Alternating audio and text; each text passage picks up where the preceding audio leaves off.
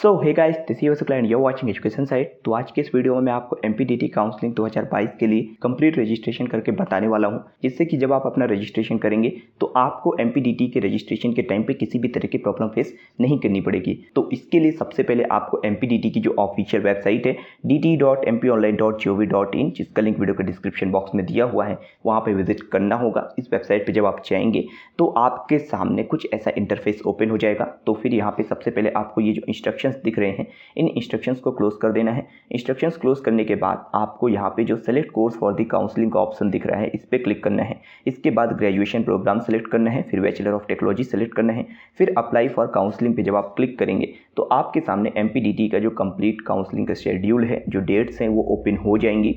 यहाँ पे जो सेकेंड नंबर पे दिख रहा है general pool and TFW based on JEE main exam, आपको इसके रजिस्ट्रेशन पे ये जो क्लिक हियर का ऑप्शन दिख रहा है, इस पर सिंपली क्लिक करना है। जब आप इस पर क्लिक करेंगे तो आपके सामने कुछ ऐसा इंटरफेस ओपन हो जाएगा, जिसमें एक साइड रजिस्ट्रेशन लिखा हुआ है, दूसरे साइड कैंडिडेट के लिए इंस्ट्रक्शंस लिखे हुए हैं। इंस्ट्रक्शंस में बताया गया है कि आपको यहाँ पे जो डिटेल्स फिलअप करनी है वो सभी डिटेल्स सही फिलअप करनी है।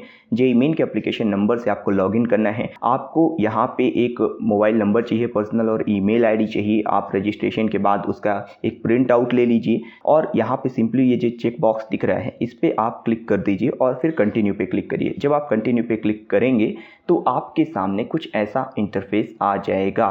तो ये जो इंटरफेस होगा, इसमें आपको सबसे पहले जेईई मेन का अपना एप्लीकेशन नंबर डालना है, आपकी डेट ऑफ बर्थ डालनी है और ये जो वेरिफिकेशन पिन है ये डाल के यहाँ पे व्यू डिटेल्स पे क्लिक करेंगे तो आपके सामने आपकी जो कंप्लीट डिटेल्स हैं, जो कि जेईई मेन से डायरेक्ट ली जाएंगी, जिनमें आपका नाम, आपके पेरेंट्स का नाम, आपका जेईई मेन का एप्लीकेशन नंबर जो भी था, ठीक है ना, सारी डिटेल्स आपके सामने आ जाएंगी। एंड फिर यहाँ पे आपको ये एप्लीकेशन फॉर्म जो है वो फिलअप करना स्टार्ट करना है। ये जो एप्लीकेशन फॉर्म है ये आपको 6 पार्ट में देखने मिलेगा। फर्स्ट पार्ट के अंदर हमें पर्सनल डिटेल्स फिलअप करनी है, सेकेंड पार्ट के अंदर हमें कैटेगरी और क्लास की डिटेल्स फिलअप करनी है, सर्टिफिकेट नंबर वगैरह डालना पड़ेगा। थर्ड पार्ट के अंदर हमें क्लास 10th एंड 12th की डिटेल्स को फिलअप करना है, क्या बोर्ड था, क्या रोल नंबर है, ये सारी डिटेल्स आगे मैं वीडियो में डिटेल में हालांकि बताऊंगा आपको ये सारी चीज़ें। इसके बाद फोर्थ पार्ट के अंदर अगर आप TFW सीट्स के लिए अप्लाई कर रहे हो तो वहाँ पे आपको बैंक अकाउंट डिटेल्स भी फिलअप करनी पड़ेंगी। एंड फिफ्थ पार्ट के अंदर अगर आपको लोन वगैरह चाहिए तो आप वहाँ पे अपनी बैंक अकाउंट डिटेल्स डाल दीजिए। एंड सिक्स पार्ट जो है वीडियो का, उसमें आपको पूरा रजिस्ट्रेशन का प्रीव्यू मिलेगा और जो सर्टिफिकेट्स रिक्वायर्ड होंगे वो आपको वहाँ पे अपलोड करने पड़ेंगे। तो चलिए इसमें सबसे पहले हम फर्स्ट पार्ट में देखते हैं। तो फर्स्ट पार्ट के अंदर आपको सारी डिटेल्स देखने मिलेंगी। यहाँ पे आपको सबसे पहले नेशनैलिटी सेलेक्ट करना है, फिर यहाँ पे आपको अपना कंप्लीट एड्रेस डाल देना है, आपका जो भी डिवीज़न है, ठीक है, वो डिवीज़न डाल दीजिए, डिस्ट्रिक्ट डाल दीजिए, फिर तहसील आपकी जो लग रही है वो डाल दीजिए, आप किस लोकेलिटी से बिलोंग करते हैं, रूरल या फिर अर्बन, वो आप डाल दीजिए यहाँ पे। इसके बाद फिर आपको यहाँ पे सिटी का नाम डालना है, यहाँ पे आपको अपना पर्सनल मोबाइल नंबर डालना है एंड यहाँ पे आपको ईमेल आईडी डालनी है। तो यहाँ पे जो mobile number and email ID है वो आप अपनी पर्सनल यूज़ करिएगा, क्योंकि उसमें आपके OTP वगैरह आते हैं। इसके बाद जब आप सेव एंड कंटिन्यू पे क्लिक करेंगे तो आपके सामने जो एप्लीकेशन का सेकेंड पार्ट है वो ओपन हो जाएगा, जिसमें आपको सर्टिफिकेट की डिटेल्स वगैरह डालनी है। तो सबसे पहला जो ऑप्शन है वो है डोमिसाइल ऑफ मध्य प्रदेश। तो अगर आप मध्य प्रदेश के डोमिसाइल स्टूडेंट हैं तो आपको सिंपली यस पे क्लिक करना है, अगर नहीं है तो आपको सिंपली नो पे क्लिक करना है। इसके बाद आपका जो सर्टिफिकेट टाइप है वो इशू किया गया है या फिर आपने सेल्फ डिक्लेरेशन किया है, तो अगर इशू किया गया है तो इशू पे क्लिक करिएगा एंड यहाँ पे आपको सर्टिफिकेट नंबर डालना है। तो ये जो सर्टिफिकेट नंबर है ये आपको जो भी आपका डोमिसाइल सर्टिफिकेट है उसके लेफ्ट में देखने मिलेगा और जो इशू डेट है वो आपको सर्टिफिकेट के राइट में देखने मिलेगी। आपका जो भी डिस्ट्रिक्ट है, जिस डिस्ट्रिक्ट से आपने डोमिसाइल सर्टिफिकेट बनवाया है, वो यहाँ पे आपको फिलअप कर देना है। आपको ऑप्शन आएंगे, वहाँ पे आप फिलअप कर दीजिएगा। इसके बाद अगर आपकी कोई कैटेगरी लग रही है तो आपको कैटेगरी सर्टिफिकेट की डिटेल्स सेम आपको फिलअप करनी है।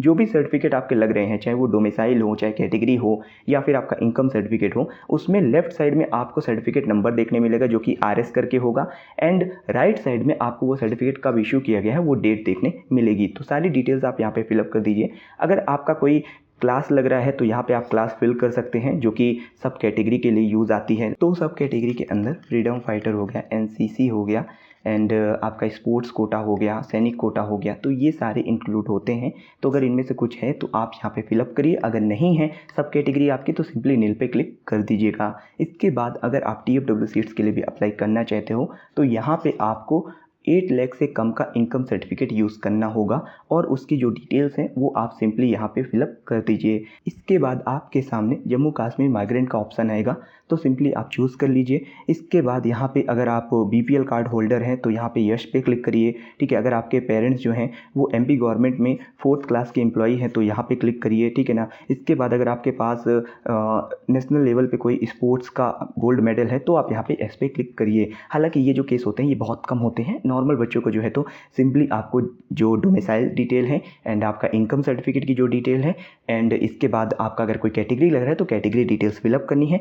आप अपनी कैटेगरी चूज़ कर लीजिएगा। अब यहाँ पे एक इंपॉर्टेंट बात ये है कि जब आप MPDT के अंदर अपनी डोमिसाइल की डिटेल्स फिलअप करेंगे उसके नीचे आपको कैटेगरी डिटेल्स फिलअप करनी है। तो जब आप कैटेगरी पे क्लिक करेंगे तो यहाँ पे आपको EWS का कोई ऑप्शन देखने नहीं मिलेगा। तो जो EWS वाले बच्चे हैं वो पहले अनरिजर्व ही सेलेक्ट करेंगे। यहाँ पे कैटेगरी का नाम अनरिजर्व टाइप करेंगे, बाकी जो कैटेगरी है वो अपने कैटेगरी के हिसाब से टाइप कर दीजिएगा अपने कैटेगरी का नाम। एंड अगर आपके पास EWS है तो आपको सिंपली यहाँ पे यस पे क्लिक करना है, नहीं है तो आपको सिंपली नो पे क्लिक करना है। अगर आप यस पे क्लिक करेंगे तो आपको यहाँ पे सर्टिफिकेट की जो डिटेल्स हैं वो फिलअप करनी होंगी। अगर कोई सर्टिफिकेट अप्लीकेबल नहीं है तो यहाँ पे सिंपली नॉट रिक्वायर्ड शो करेगा। तो एकदम बेसिक बातें हैं। इसके बाद जब आप सेव एंड नेक्स्ट पे क्लिक करेंगे तो आपके सामने आपको क्वालिफिकेशन डिटेल्स फिलअप करने का आएगा, जिसमें आपको पहले क्लास 12th की डिटेल्स फिलअप करनी है। क्लास 12th का बोर्ड क्या है, क्लास 12th का रोल नंबर क्या है, ठीक है ना, केमिस्ट्री मैथमेटिक्स एंड फिजिक्स के अंदर आपका क्या स्कोर है। एंड इसके बाद आपको यहाँ पे हाई स्कूल यानी क्लास 10th की डिटेल्स फिलअप करनी आएंगी, जिसमें आपको बोर्ड का नाम, क्लास 12th का 10th का roll number and passing year fill up करना होगा। फिर जब आप सेव एंड नेक्स्ट पे क्लिक करेंगे तो आपके सामने यहाँ पे इस फॉर्म का जो 4th पार्ट है वो ओपन हो जाएगा, जिसमें आपको बैंक अकाउंट डिटेल्स फिलअप करनी है।